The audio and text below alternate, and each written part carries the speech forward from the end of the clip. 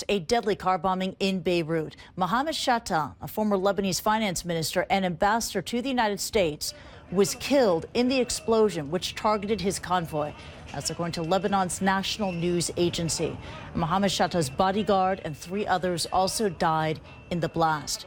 Mitchell Portero is in Beirut. He's a reporter for McClatchy News. He joins us now live. And Mitch, this was a huge car bombing. Could you walk us through what happened and the aftermath? Shortly before about 10 o'clock this morning, a large explosion rattled all of downtown Beirut. People heard it at least a couple of miles away. At the scene, it looked as though somebody had set up a car bomb or roadside device to hit a convoy that was going by. You could see burning vehicles. Some of them clearly had armored protection. And we just got word about an hour ago that it was, in fact, former finance minister and ambassador to the United Nations, Mohamad Chatah. Tell us more about Mohamad Chatah and why would he and his convoy be the target of this car bombing? Well, we're getting word that there was a meeting of the major party here. It's known as March 14th, which has a tendency to be Western sympathetic and support the Syrian rebellion.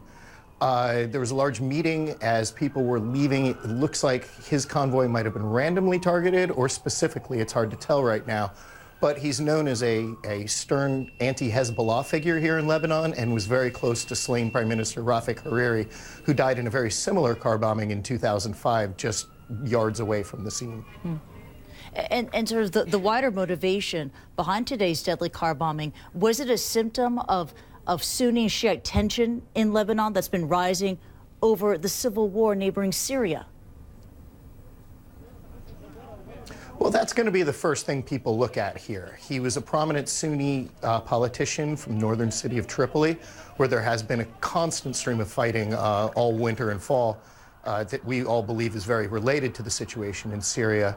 So with his strong anti-Hezbollah stance, anti-Syrian regime stance, obviously people are going to be looking at the Syrian civil war as some motivation for what happened today.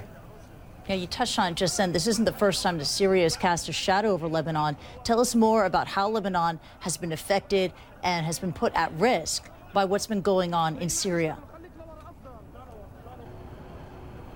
Well, we've been seeing a steady uptick of incidents targeting both sides.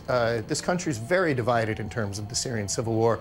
Large portions of the Sunni population support the rebels, whereas a lot of the Shia and other groups support the regime of Bashar al-Assad. What we've seen is suicide bombings that have targeted Hezbollah. We've seen incidents attacking the army, constant fighting in Tripoli and some parts of the Bekaa Valley.